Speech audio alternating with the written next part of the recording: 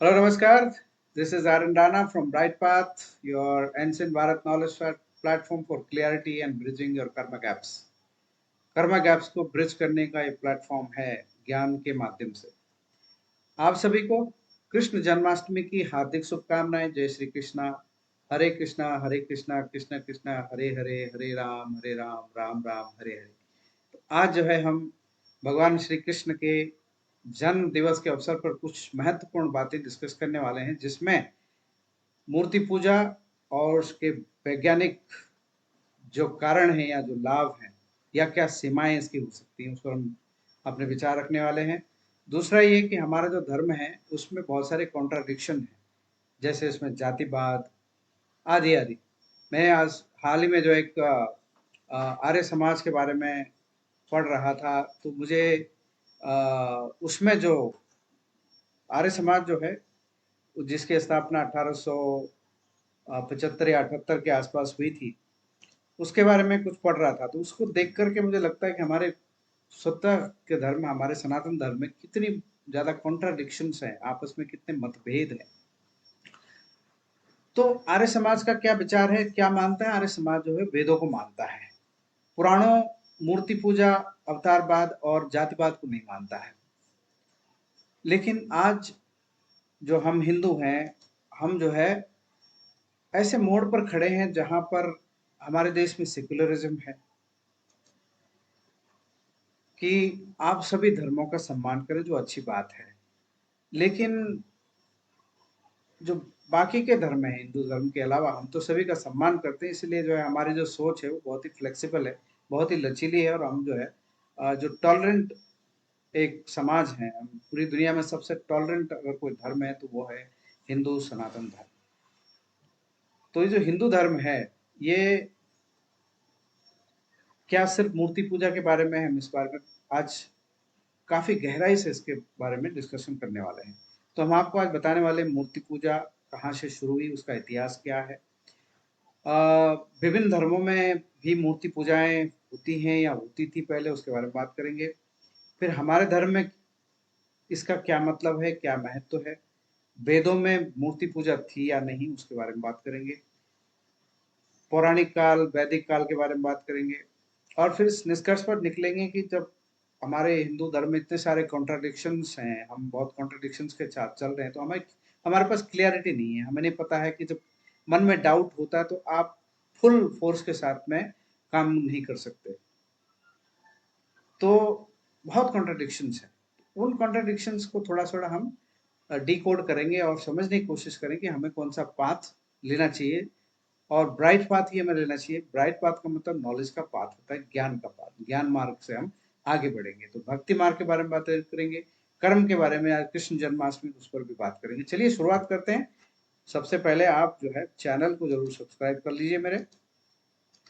और फिर हम जो है ये बात करते हैं कि ये मूर्ति पूजा कहाँ से शुरू हुई।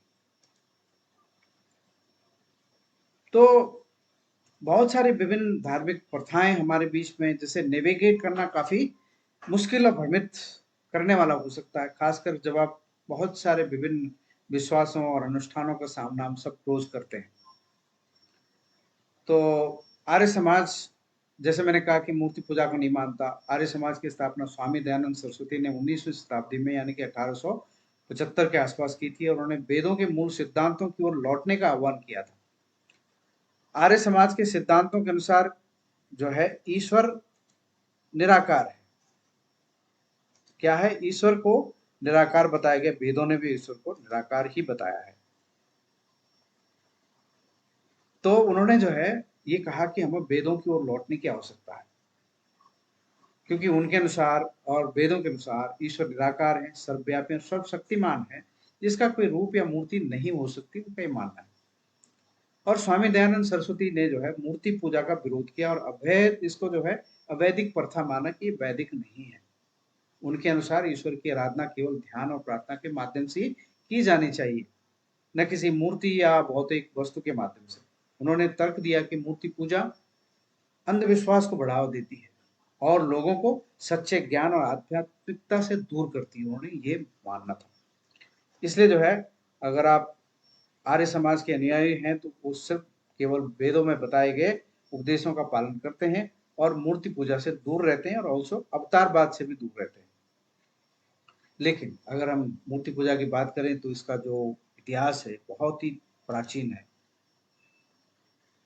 बहुत ही प्राचीन इतिहास जो है वो मूर्ति पूजा का है। तो यह मानव सभ्यता के विकास के साथ साथ विकसित हुआ है। यह धार्मिक और सांस्कृतिक अभ्यास प्राचीन काल से ही विभिन्न सभ्यताओं और धर्मों में महत्वपूर्ण भूमिका निभाता है। हिंदू धर्म में मूर्ति पूजा का विशेष महत्व है, लेकिन यह अन्य धर्मों से भी विभिन्न रूपों में प्रचलित रही है। ये प्रथा, मूर्ति पूजा की प्रथा। तो मूर्ति पूजा का उद्भव जो है वो कहाँ से शुरू हुआ? मूर्ति पूजा का प्रारंभिक दौर मानव सभ्यता के प्रारंभिक चरणों से जुड़ा हुआ है, जब मानव ने प्रकृति के विभिन्न तत्वों जैसे सूर्य, चंद्रमा, नदी और पर्वत की पूजा करना शुरू किया। तब वह इन शक्तियों के प्रतीक के रूप में मूर्तियां बनाने लगा। बाद में क्या हुआ कि ये जो शक्तियां हैं इनको हमने सूर्य, चंद्रमा, प्रकृति की पूजा होती थी, जैसे वैदिक काल में आप जानते हो पंचभूतों की पूजा होती थी। तो बाद में जो है इनको साकार रूप देने का प्रयास हुआ।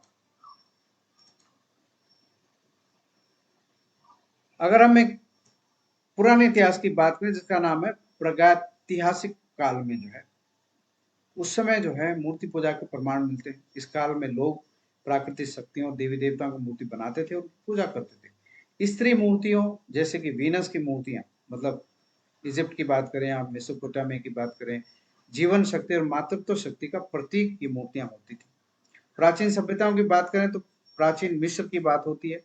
मेसोपोटामिया तथा सिंधु घाटी की सभ्यता भी जो है मूर्ति का प्रचलन मिलता है। मिस्र में देवताओं और फराओं की मूर्ति की पूजा की जाती थी, जबकि सिंधु घाटी सभ्यता में देवी देवताओं की मूर्तियां पाई गई हैं। अन्य धर्मों की बात करें तो बौद्ध धर्म, अन्य धर्मों की अगर हम बात करते हैं तो जैसे बुद्धिज्म है, जैनिज्म है और ये सब धर्म हैं, इनमें भी जो है मूर्ति पूजा का प्रचलन था। लेकिन बाद में बुद्ध और अन्य अन्य जो बुद्ध देवता थे उनकी मूर्तियां, उनकी जो है मूर्ति पूजाओं का हिस्सा वो लोग बने। जैन धर्म में भी तीर्थंकरों की मूर्तियों की पूजा महत्वपूर्ण है, लेकिन इस्लाम में जो है मूर्ति पूजा का विरोध है, जबकि ईसाई धर्म के कुछ संप्रदायों में मूर्तियों का उपयोग होता रहा है। कहीं ना कहीं जो है मूर्तियों का उपयोग वो करते हैं। तो अब हिंदुइज्म की बात करते हैं, हमारे सनातन धर्म में कैसे जो है ये शुरू हुआ। तो वैदिक काल में मूर्ति पूजा का प्रत्यक्ष उल्लेख कम मिलता है, लेकिन पुराणों के काल में मूर्ति पूजा का व्यापक विस्तार हुआ है। हिंदू धर्म के विभिन्न संप्रदायों में मूर्ति पूजा का प्रचलन बढ़ा और मंदिरों का निर्माण हुआ जब मूर्तियां स्थापित की गई। सांस्कृतिक इस पर जो है सांस्कृतिक और सामाजिक प्रभाव जो है मूर्तियों का पड़ता है। तो इसमें जो है मूर्ति पूजा सामाजिक एकता और सांस्कृतिक पहचान को बढ़ावा देती है।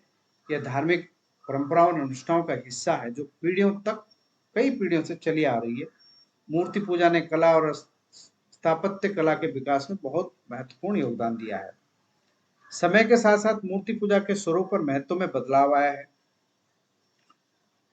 समय के साथ साथ अगर आप देखें तो मूर्ति पूजा में काफी बदलाव आया है, लेकिन इनकी जो मौलिक भूमिका है, मौलिक और धार्मिक भूमिका और सांस्कृतिक जीवन में जो महत्वता है वो बनी हुई है। ये प्राचीन परंपरा मानव सभ्यता के साथ विकसित होती रही है और आज भी विभिन्न रूपों में प्रचलित है। अगर आप देखें तो राम जी के समय में मूर्ति पूजा का प्रचलन विशेष रूप से बहुत व्यापक नहीं था। उनकी शिक्षाएं और जीवन जो है धार्मिक और नैतिक आदर्शों पर आधारित था। और मूर्ति पूजा के प्रति उनके दृष्टिकोण के बारे में अगर कोई विशिष्ट निर्देश या टिप्पणी हमें नहीं मिलती है, रामायण में हमें मिलती नहीं। मूर्ति पूजा का प्रचलन हिंदू धर्म में बाद के समय में विकसित हुआ। इवन अगर हम कृष्ण के समय की बात करें, द्वापर युग जिसे हम कहते हैं, तो उस समय भी मूर्ति पूजा का प्रचलन इतना व्यापक नहीं था। मूर्ति पूजा का विस्तार बाद की धार्मिक परंपराओं और पंथों के आने के कारण हुआ। श्री कृष्ण की शिक्षाएं और विचार जो है मुख्यतः कर्म, भक्ति और योग पर आधारित थे। न कि मूर्ति पूजा पर। आदि शंकराचार्य कभी कभी कहते हैं, जब ये पक्ष दिया जाता है कि मूर्ति मध्य से आर्य समाज जो है एक तर्क देता है कि आदि शंकराचार्य जो है मूर्ति का विरोध करते थे, लेकिन ऐसा नहीं था। उन्होंने जो है इसे वैदिक परंपरा के एक महत्वपूर्ण के अंग के रूप में स्वीकार किया था। शंकराचार्य ने अद्वैत वेदांत का सिद्धांत का कॉन्सेप्ट लेकर आया था, जो सिखाता है कि ब्रह्म यानी सत्य निराकार और अव्यक्त है, इसे व्यक्त नहीं किया जा सकता और सारा जगत उसका ही एक रूप है। अगर आप वेदों और उपनिषदों की बात करें तो एक पॉइंट के बाद उपनिषदों ने कहा कि एक शब्द यूज करते हैं नेति, नेति मतलब इसके आगे हमें पता नहीं है, तो इसका मतलब क्या है कि उसे व्यक्त नहीं किया जा सकता, पर ब्रह्म को पूर्ण सत्य उसे व्यक्त नहीं किया जा सकता। शंकराचार्य ने यह भी समझाया कि भौतिक जगत में साधारण मनुष्यों के लिए निराकार ब्रह्म की उपासना करना कठिन हो सकता है, इसलिए उन्होंने मूर्ति पूजा को साधन के रूप में स्वीकार किया, जिससे जो है साधक उपासक जो जिसे हम कहते हैं अपने ध्यान और भक्ति को केंद्रित कर सके। और उनके अनुसार जो है मूर्ति पूजा एक प्रारंभिक स्तर की साधना है जो साधक को परम सत्य की ओर ले जाती है। तो ये प्रारंभिक लेवल की, जैसे मैं कहता हूँ हमेशा कि जैसे आपकी प्राइमरी एजुकेशन है, तो मूर्ति पूजा उस तरह से हमें देखना चाहिए। उसके आगे भी तो हमें फिर हायर सेकेंडरी में जाना है, फिर हमें ग्रेजुएट होना है, फिर हमें डॉक्टरेट की डिग्री लेनी है। तो डिग्री के स्तर पर अगर आप जब डॉक्टरेट के स्तर पर पहुंचे इस तरह से सीक्वेंस में, तो आप फिर परब्रह्म जो निराकार परब्रह्म है उसको मानने लगेंगे। अपने आपकी बौद्धिक क्षमता इतनी बढ़ जाएगी कि आप मूर्ति से बाहर निकल जाएंगे, ये कहने का मेरा मतलब है। तो जो है शंकराचार्य ने क्या किया, फिर जब उन्होंने देखा कि समाज में और भी कई सारे धर्म आ गए हैं और वो जो है सनातन धर्म जो है उसकी वजह से पीछे जा रहा है, तो उन्होंने जो है कई मंदिरों की स्थापना की। आपको पता है 4 जो धाम हमारे हैं, बद्रीनाथ हो गया, पुरी हो गया, रामेश्वरम हो गया और द्वारिका हो गया, तो उनके ये स्थापित जो है ये पिंड ये माने जाते हैं। तो इन्होंने जो है मूर्ति पूजा को एक साधन के रूप में स्वीकार, ताकि लोग अपनी आध्यात्मिक यात्रा में आगे बढ़ सके। अब उनके दृष्टिकोण में मूर्ति पूजा साधना एक प्रारंभिक चरण था और जो साधक को निराकार ब्रह्म की प्राप्ति की दिशा में अग्रसर करता है, मतलब एक एंट्री पॉइंट है। डॉक्टरेट तक पहुंचने के बाद तो आप निराकार परब्रह्म को ही मानना पड़ेगा, आपको अपनी आत्मा को परमात्मा से मिलाने के लिए काम करना ही पड़ेगा। इसलिए जो है आदि शंकराचार्य ने जो है कभी भी मूर्ति पूजा का विरोध नहीं किया, बल्कि इसे वैदिक और पारंपरिक उपासना पद्धति के एक महत्वपूर्ण अंग के रूप में उन्होंने समर्थन दिया। अब हम बात करते हैं कि क्या मूर्ति पूजा से लाभ हो सकते हैं और क्या इससे जो है इसकी सीमाएं क्या हैं, उसके बारे में हम बात करते हैं। तो अब इसके बेनिफिट्स क्या हैं, हम साइंटिफिक बेनिफिट की बात करेंगे, हम साइंस की बात करेंगे, क्योंकि हमारा जो सनातन धर्म है उसमें साइंस है। अब इस साइंस को हम समझते नहीं है और साइंस को फिर हम क्या कहते हैं, ये अंधविश्वास मानने लगते हैं, लेकिन इसमें पूर्ण रूप से साइंस है। क्या साइंस है? तो मूर्ति पूजा जो है उसमें से कई सारे लाभ आपको मिलते हैं, जैसे मानसिक शांति मिलती है, तनाव से मुक्ति मिलती है और सकारात्मक भावनाओं का विकास होता है मूर्ति पूजा से। मूर्ति पूजा से ध्यान केंद्रित होता है, भावात्मक समर्थन मिलता है और भक्ति व कृतज्ञता की भावना बढ़ती है। इसके अलावा जो है मूर्ति पूजा हमें याद दिलाती है, हमें क्या दिलाती है, हमें मूर्ति पूजा याद दिलाती है भगवान के बारे में कि उनके क्या गुण हैं, उन गुणों को हम स्वीकार करें। जैसे गणपति जी की मूर्ति आप देखते हो तो बड़ा सिर मतलब बड़ी सोच रखो, बड़ा पेट मतलब सब कुछ पचाओ, है ना। तो इस तरह के हाथ में कुछ अस्त्र उठा रखा है तो उसका मतलब है कि असत्य को काटो, अधर्म को काटो, है ना। और बहुत सारे उनके स्वरूप हैं जो हम गणपति पे मैंने प्रोग्राम बनाया था। भगवान विष्णु का रूप है, सभी देवताओं के रूप कुछ ना कुछ हमें सिखाते हैं, अस्त्र शस्त्र भी वो उठवाना हमसे सिखाते हैं। तो इसके अलावा जो है मूर्ति पूजा सामुदायिक एकता होती है, क्योंकि सब एक साथ इकट्ठे होते हैं, पाठ पूजा करते हैं और हमारी जो सांस्कृतिक पहचान है उसको मजबूत करता है। जैसे सनातन हिंदू धर्म का मतलब ब्रह्मा विष्णु महेश की मूर्तियों से हम उससे कनेक्ट कर पाते हैं। साथ ही संज्ञात्मक और व्यवहारिक लाभ भी ये प्रदान करता है। और इसकी कुछ सीमाएं क्या हैं और कुछ आलोचनाएं भी हैं, जैसे ये अंधविश्वास का खतरा इससे हो सकता है। सच्ची आध्यात्मिकता से दूरी हो सकती है। सांस्कृतिक और सामाजिक संघर्ष बढ़ सकते हैं, क्योंकि विभिन्न मान्यताएं जो विभिन्न तरह के हम जो कई तरह के जो हम विचार और कई तरह की हमारी जो विश्वास हैं उनके ऊपर हम लड़ते हैं। पर्यावरण को नुकसान पहुंच सकता है मूर्तियों से, क्योंकि ऐसी मूर्तियां हम बनाते हैं जो जल्दी से पानी में जिनका विसर्जन करने से वो बहुत ज़्यादा मात्रा में जो जैसे आपने देखा कई सारे नदियों को समुद्र को जो है वो किनारे पे आ जाती हैं, वो जल्दी से जो है समा मतलब उसको हम ये नहीं कर पाते। नैतिक चिंताएं बढ़ सकती हैं, नकारात्मक पहलू ये सारे नकारात्मक पहलू इसमें हो सकते हैं। इसके अलावा जो है मूर्ति पूजा का व्यवसायीकरण भी जो है की वजह से शोषण की संभावना बढ़ जाती है, जिससे धार्मिक जो भावना है उनका दुरुपयोग हो सकता है। अब हम जानने की कोशिश करें कि कैसे नेविगेट कैसे करें ये सब चैलेंजेस, कि भाई हमारे सामने इतने सारे वैष्णविज्म है, शाक्तिज्म है, वैष्णविज्म है, शैविज्म है, गणपतिज्म है, फिर इतने सारे अलग बौद्ध, जैन इस देश में है, फिर यहाँ मुसलमान भी हैं जो मूर्ति पूजा को मानते नहीं और हमारी मूर्तियों को तोड़ते रहते हैं। वो कहते हैं कि भगवान इसमें है नहीं, तो उनके गुरुओं ने जो उनसे कहा, उनके कुरान में जो लिखा है, तो उनको उस तरह से वो फिर अपने हिसाब से चलते हैं। तो ये सब चीज़ नेविगेट कैसे करेंगे, कैसे हम पार पाएंगे, उसको समझने की कोशिश करते हैं। तो धार्मिक प्रथाओं के बीच जो नेविगेट करते समय अपने मूल मूल जो सिद्धांत है हमारे, उस पर हमें ध्यान केंद्रित करना चाहिए। आत्मचिंतन करना चाहिए कि कौन सी प्रथाएं और विश्वासों के साथ हमारे साइंस की जो है वो मेल खाती है, हमारे जो सेंस हैं, जो जो लॉजिक है वो मेल खाती हैं। ज्ञान और विविधता की खोज करनी चाहिए हमें। विभिन्न धर्मों के बारे में हमें पढ़ना चाहिए, हमें जानकारी होनी चाहिए कि हर धर्म में किस आधार पर वो धर्म बना है, वो जो उसकी मान्यता है किस आधार पर है, उसमें और हमें कुछ न कुछ समानताएँ हों, उन्हें पहचानना है। कुछ असमानताएँ होंगी ऑफ़ कोर्स, लेकिन कुछ समानताएँ भी होंगी। भिन्नताओं का हमें सम्मान करना है और साझा मूल्यों को खोजना है और खुले दिमाग से उनका अनुभव करना है कि कौन-सी प्रथाएँ ऐसी जो हमें शांति और संतुलन प्रदान करती हैं। क्योंकि जीवन का परम उद्देश्य है शांति। अगर हम अशांत हैं, तो आप देखो कितने मतलब अशांति जो है हमें हमारी आत्मा को या हमारे मन को होती है, जो हम बहुत सारे ऐसे विचार देखते हैं जो आपस में टकराते हैं। तो हमें शांति और संतुलन की अवस्था को कायम करना है। अपनी अंतरात्मा की आवाज़ को सुनना चाहिए इंसान को, धैर्य बना के रखना चाहिए और जो विभिन्न प्रथाएँ हैं, उसमें जो है अपने अद्वितीय आध्यात्मिक मार्ग का निर्माण हमें करना चाहिए, जिससे भ्रम और कम हो और स्पष्टता ज़्यादा है। और हमारे जो ब्राइट पाथ है, ये वही है कि क्लैरिटी और actions to bridge your karma gaps की जो हमारी पंच लाइन है, इसीलिए है।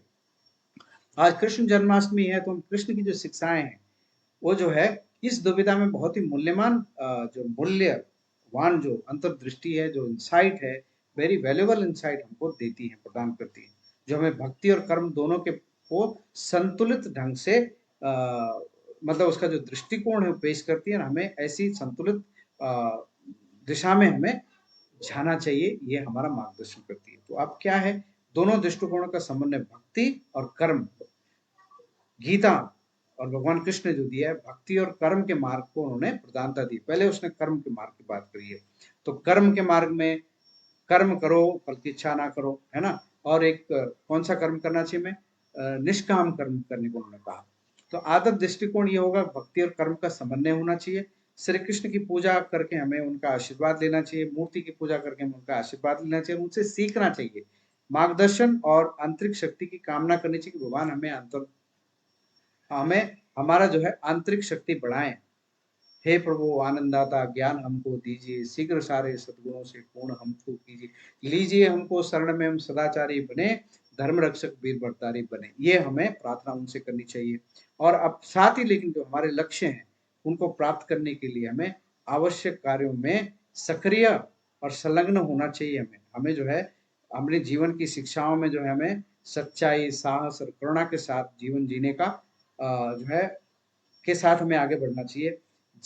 जीवन में हमें बेहतर परिणाम मिल सकते हैं जब भक्ति और कर्म को मिलाकर चलें। कैसे करना है व्यावहारिक रूप से, प्रैक्टिकल एप्लीकेशन इसका क्या हो सकता है?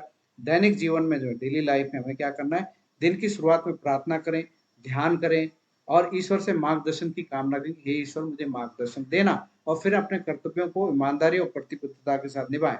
एक नंबर 2, चुनौतियों का सामना, और जब चैलेंजेस हमें फेस होते हैं, जब चुनौतियाँ सामने आती हैं, तो हमारी जो आंतरिक शक्ति है, वो थोड़ी-सी कम हो जाती है। हमें कन्फ्यूज़न हो जाता है। तो उस आंतरिक शक्ति और स्पष्टता प्राप्त करने के लिए प्रार्थना का उपयोग हमें कर सकते हैं। लेकिन साथ ही समस्याओं को हल करने के लिए सक्रिय कदम भी उठाने चाहिए, जैसा कि राम और कृष्ण ने हमें उपदेश दिया है। उस तरह से हमें करना चाहिए। तो हमें क्या करना है? मुख्य बातें क्या हैं? कर्म और ज़िम्मेदारी से काम करें। Actions with responsibility. Shri Krishna और राम दोनों ने जो है अपने कर्तव्यों को ईमानदारी और ज़िम्मेदारी से निभाने के महत्व पर जोर दिया। उन्होंने सिखाया कि व्यक्ति को धर्म के अनुसार कर्म में संलग्न होना चाहिए और समस्याओं के समाधान के लिए केवल ईश्वरीय हस्तक्षेप की प्रतीक्षा नहीं करनी चाहिए। क्योंकि क्या होता है कि हम देखते हैं कि हमें कहते हैं कि यार ये मंत्र करोगे तो ऐसा हो जाएगा, वैसा हो जाएगा, ऐसा कुछ नहीं होता। ये सिर्फ हमें आंतरिक शक्ति और कॉन्फिडेंस बढ़ाने के काम करती है। डिवाइन सपोर्ट कहाँ काम करता है? सूरज समर्थ, जबकि दोनों ने भक्ति और ईश्वर में विश्वास के महत्व को स्वीकार किया। उन्होंने समस्याओं के हल करने के लिए केवल ईश्वरीय हस्तक्षेप पर निर्भर रहने की सलाह नहीं दी है भगवान ने। तो उन्होंने क्या, किसके बजाय उन्होंने सिखाया कि व्यक्ति को धर्म के अनुसार पहल करनी चाहिए और कार्य करना चाहिए, और ईश्वर का मार्गदर्शन नैतिक शक्ति को प्रदान करता है। इस तरह से हमें करना चाहिए। भक्ति और कर्म दोनों मिलेंगे जब, तब जाके हम सशक्त होंगे और सफल होंगे अपने जीवन में। तो इस कार्यक्रम में इतना ही। चैनल को सब्सक्राइब कर लीजिए और जीवन में आगे बढ़िए। Expect more and achieve more, ये हमारी पंचलाइन होनी चाहिए जीवन में। Thank you so much. Have a nice day.